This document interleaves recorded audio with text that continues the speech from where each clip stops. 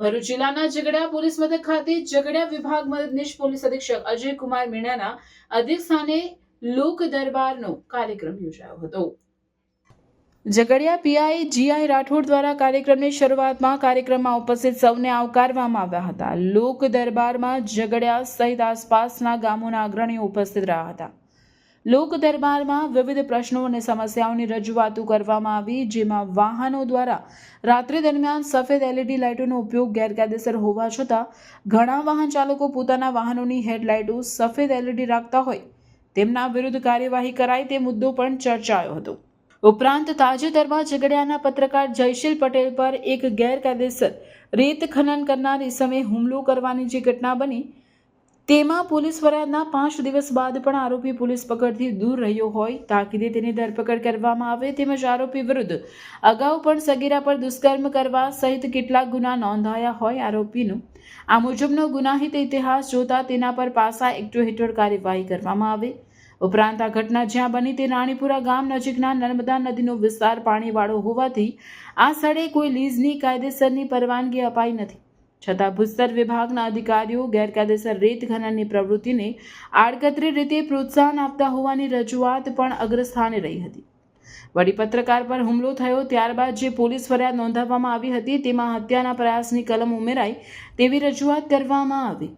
ઉપરાંત ઘણા લગ્ન પ્રસંગોમાં કેટલાક ઇસમો નશો કરીને આવતા હોવાથી કેટલીક વાર ઝઘડા થાય છે, તે બાબતે પણ યોગ્ય કાર્યવાહી કરવા માંગ કરવામાં આવી હતી।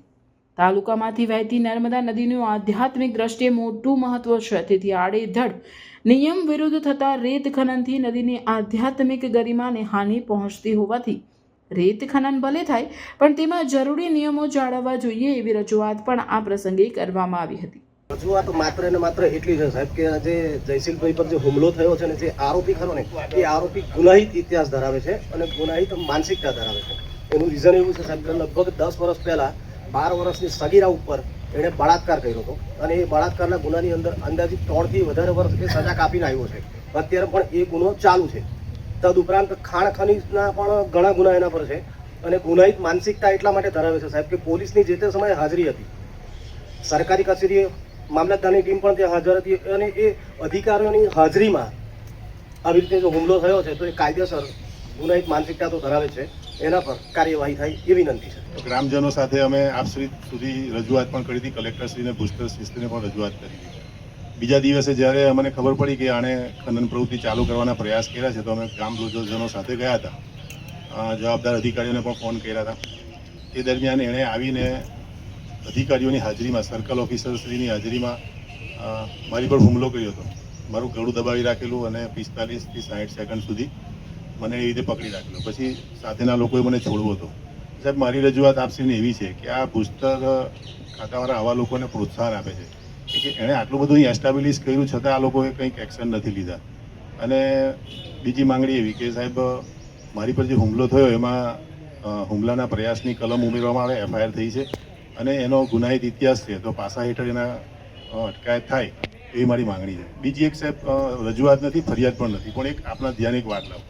જ્યારે હું 28 તારીખે ભૂસ્તર શાસ્ત્રીની કચેરીમાં રજૂઆત કરવા ગયો ને તો હું વેઇટિંગમાં બેઠો હતો સાહેબ, એસઆઈઆરની કામગીરી ચાલતી એટલે ફ્રી નહોતા, તથા બીજા લોકો પણ કોઈ ફ્રી નહોતા। તો હું થોડી વાર બેઠા પછી એ જેના વિરુદ્ધમાં હું રજૂઆત કરવા ગયો હતો એ ઓફિસમાંથી નીકળો અને ફરી પાછો ગયો અને પાછો નીકળો।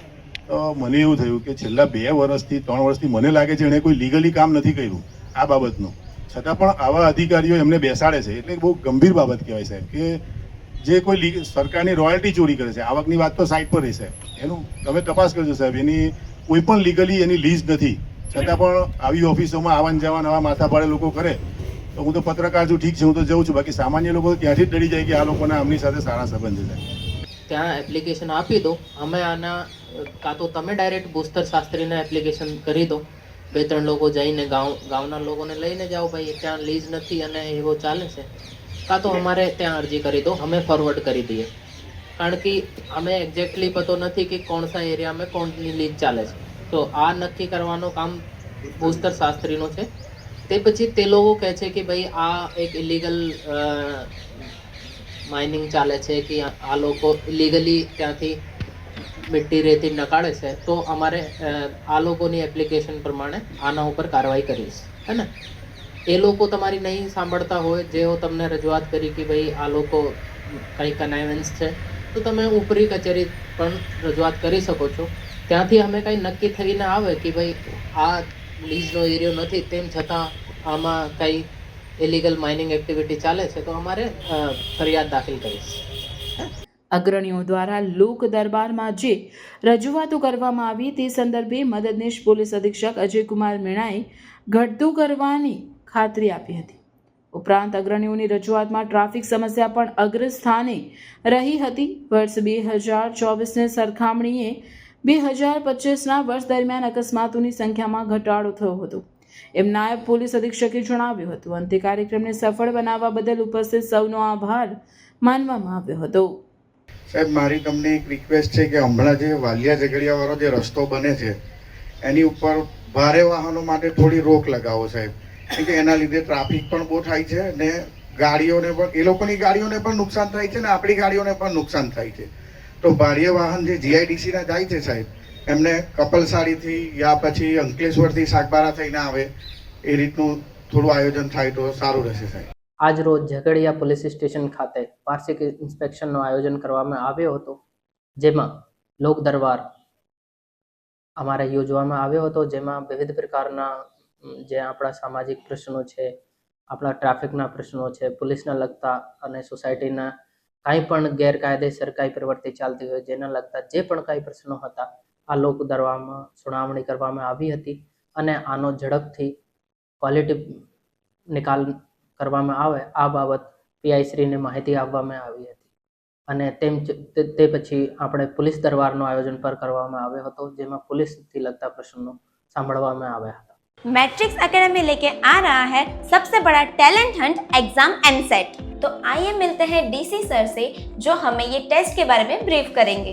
ये जो टेस्ट है एमसेट जो है ये 6 to 12th स्टैंडर्ड के स्टूडेंट्स के लिए है और इसमें बच्चों को मोटिवेट रखने के लिए कैश रिवॉर्ड्स भी हैं up to 2 lakh plus. And इसमें जो फर्स्ट प्राइज़ है दैट इज़ 11,000, सेकंड प्राइज़ जो है वो 5,100 का है and third that is 3,100 and so on. हर क्लास के हम टोटल 20 स्टूडेंट्स को सेलेक्ट करेंगे और 20 स्टूडेंट्स को कैश रिवॉर्ड्स रहेंगे और उसके बाद फिर एक्स्ट्रा जो भी गिफ्ट्स हैं वो रहेंगे। तो टोटल 151 विनर्स जो हैं वो हम रखने वाले हैं इसमें। टेस्ट के सिलेबस में स्टूडेंट्स को तो थोड़ा कन्फ्यूज़न रहता है, तो मैं बता देता हूँ। टेस्ट में जिस ईयर में वो हैं, जैसे कोई स्टूडेंट अगर 7th क्लास में है तो उसका 7th का साइंस और मैथ्स आएगा, साथ में मेंटल एबिलिटी के क्वेश्चंस रहेंगे थोड़े से। और जो स्टूडेंट 11th और 12th साइंस में है उनका PCM एंड PCB रहेगा अकॉर्डिंगली। ये एग्जाम 2 फेज में है। 21 दिसंबर 2025 को फर्स्ट फेज और 18 जनवरी 2026 को सेकेंड फेज है। रिजल्ट डिक्लेरेशन ऑन 25 जनवरी 2026। तो अभी रजिस्ट्रेशन करें नीचे दिए गए नंबर पर और विजिट करें मैट्रिक्स एकेडमी।